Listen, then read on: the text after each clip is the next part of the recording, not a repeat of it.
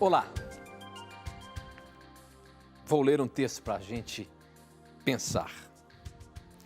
Êxodo 20, a partir do verso 8. Guarde o sábado, que é um dia santo. Faça todo o seu trabalho durante 6 dias da semana. Mas o 7º dia da semana é o dia do descanso, dedicado a mim, o Senhor seu Deus. Não faça nenhum trabalho nesse dia, nem você, nem os seus filhos, nem as suas filhas, nem os seus escravos, nem as suas escravas, nem os seus animais, nem os estrangeiros que vivem na terra de vocês. Em 6 dias, eu, o Senhor, fiz o céu, a terra, o mar e tudo o que há neles. Mas no 7º dia, descansei. Foi por isso que eu, o Senhor, abençoei o sábado e o separei para ser um dia santo. Se os adventistas do 7º dia guardam o sábado do Velho Testamento, por que eles não guardam também toda a lei de Moisés? Por exemplo, Moisés, na lei de Moisés está sobre a circuncisão. Por que hoje os homens não são circuncidados? Na lei de Moisés, dizia para que você não poderia tocar em uma mulher com fluxo de sangue. Na lei de Moisés, dizia que você não poderia tocar em qualquer alimento impuro. Afinal, por que não guardam o restante da lei de Moisés?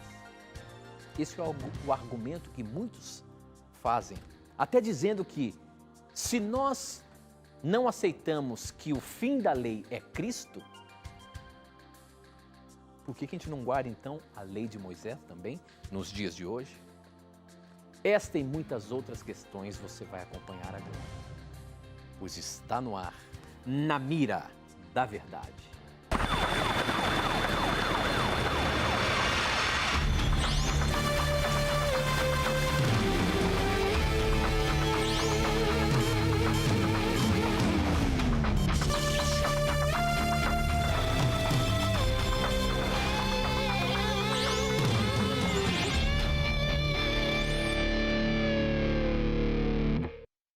Olá, seja muito bem-vindo. Estamos aqui novamente, começando mais um programa Na Mira da Verdade e nos conectando com o Brasil e o mundo, através das ondas do rádio, da internet e da TV Novo Tempo espalhada pelo nosso país. Obrigado por você estar aqui mais uma vez com a gente. Nós falamos para milhões de pessoas, com certeza, mas juntos aqui estamos prontos para estudar a Palavra de Deus. E se você tem alguma dúvida bíblica, se você tem algum questionamento teológico, você pode mandá-lo para a gente, pode colocar na mira. E quem está na mira é ele, que tem que responder baseando-se na palavra de Deus. Caiu um papelzinho aqui. Portanto, não tenha preconceitos, pergunte o que você quiser. Ele é que está na mira da verdade, professor Leandro Quadros. E aí, professor? Boa noite. Preparado aí para hoje? Espero que sim. Satisfação estar com o amigo Tito novamente.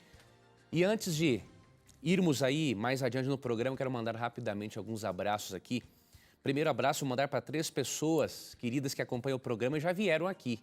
Um abraço para a Lavínia, para a Ohana e o Carlos, que moram em Itaim Paulista, né? São da igreja de Jardim Nélia. Que Deus abençoe muito a vocês e obrigado pela amizade de sempre.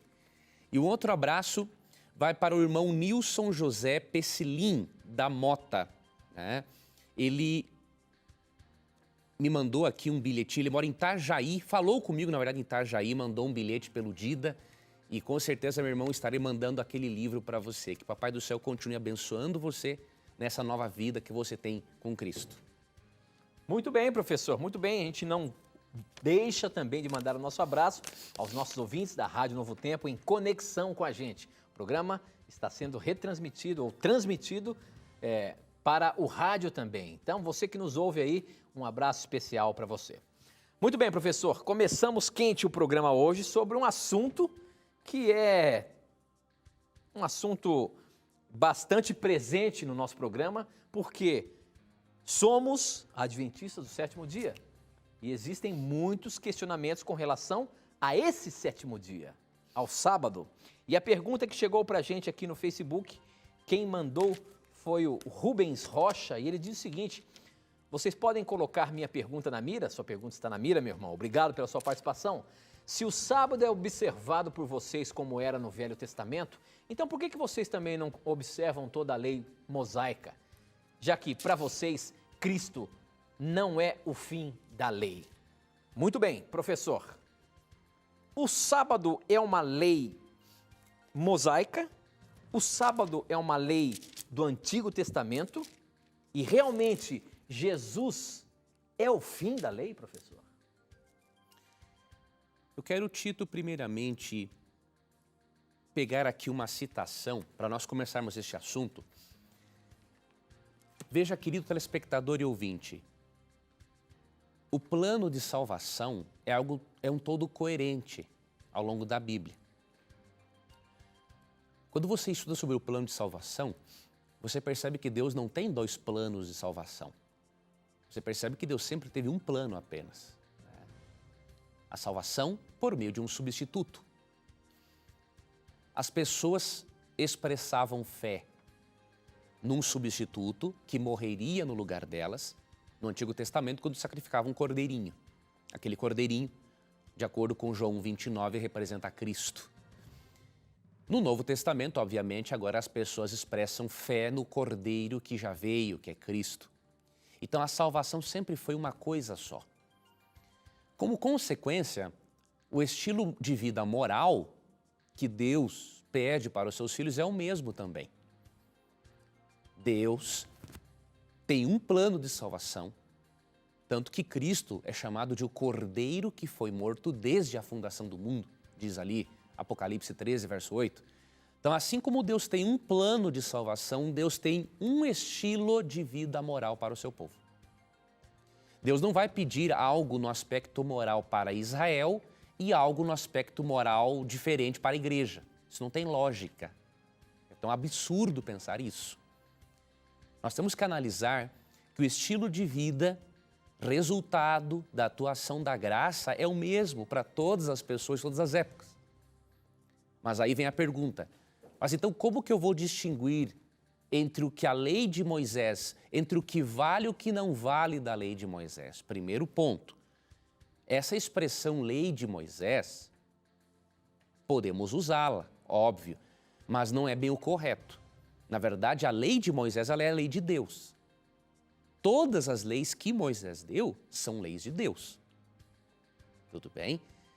Segundo ponto, mesmo que na mente do judeu a distinção entre leis não seja vital, não seja também clara, você percebe que mesmo o termo lei, a palavra Torá, englobando todas as instruções de Deus, você percebe que há classes diferentes de leis, né? Eu queria aqui, antes de continuar essa explicação, só ler aqui Romanos 3,31. Esse é um texto importante que diz assim, Paulo, né? Anulamos, pois, a lei pela fé? Não, de maneira nenhuma. Antes, confirmamos a lei. Paulo, ele não tinha o propósito de anular a lei de Deus com a defesa que ele fazia da justificação pela fé.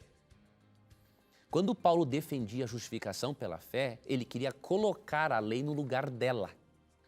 E qual é o lugar dela? Não é meio de salvação, mas é o resultado de um coração transformado pela graça. Agora, você percebe, ao estudar a Bíblia, que dentro da lei de Deus, ou lei de Moisés, esta lei tem aspectos de ordem moral, aspectos de ordem civil, aspectos de ordem higiênica, aspectos de ordem dietética, aspectos de ordem cerimonial. E quando você faz um estudo da doutrina da lei, você percebe também uma coisa interessante. Leia, por exemplo, Mateus, dos capítulos 5 ao 7. Quando Cristo ali no Sermão do Monte fala suas instruções e fala sobre a lei, no verso 17 de Mateus 5 ele fala assim, eu não vim revogar a lei, eu vim cumprir. Essa palavra cumprir, do grego plero, quer dizer ampliar, encher, dar o seu verdadeiro significado. E é o que Cristo faz. Se tu olhar do capítulo 5, capítulo 6 e 7 de Mateus, Cristo está ampliando todo o significado da lei. E curioso, ele amplia o significado da lei no seu aspecto moral e algum aspecto também civil que está relacionado à moralidade. Por que Cristo não amplia o significado do aspecto cerimonial? Porque todas as cerimônias do Antigo Testamento, todo aquele recurso didático que apontava para Cristo, encontraram o seu cumprimento em Cristo. Muitos cristãos confundem, já que esse aspecto cerimonial da lei encontrou seu cumprimento em Cristo, então a lei moral, a parte moral da lei também encontrou seu cumprimento. Não é assim. Paulo, para evitar esse mal-entendido, em Romanos 3,31, ele já diz assim, ó, anulamos a lei pela fé? Não, de maneira nenhuma. Antes confirmamos a lei. Veja, o sábado, mesmo que haja um aspecto cerimonial em torno do mandamento do sábado, porque haviam as festividades cerimoniais, os sábados cerimoniais, a observância semanal do sábado está no coração do decálogo, no coração dos 10 mandamentos. Nós não podemos alegar, como fazem vários escritores, que dos 10 mandamentos, 9 são morais e 1 cerimonial. Isso não tem lógica. O sábado foi abençoado e santificado por Deus lá em Gênesis, num mundo sem pecado. Então, se em Gênesis 2:3 o sábado é abençoado e santificado, isso nos mostra que ele é transcultural, ele é um princípio. Mesmo que um aspecto cerimonial tenha feito parte do sábado após o pecado, o sábado como princípio e sua observância semanal continua válida.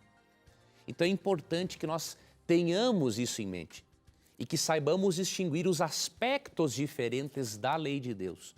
Essa mesma lei tem aspectos de ordem moral, civil, cerimonial, dietética, higiênica e, obviamente, que tudo que é relacionado com a moral é eterno, porque Deus não exige um estilo de vida moral diferente para o povo de Israel e um estilo de vida moral diferente para a igreja. Já pensou chegarmos todos no céu e aí, num diálogo com Deus, Deus fala assim, né, para o israelita, olha, filho, lembra, né, que eu pedi para você guardar o sábado com o princípio de adoração, mas vou te dar uma notícia, olha, para o pessoal do Novo Testamento eu mudei o dia de guarda.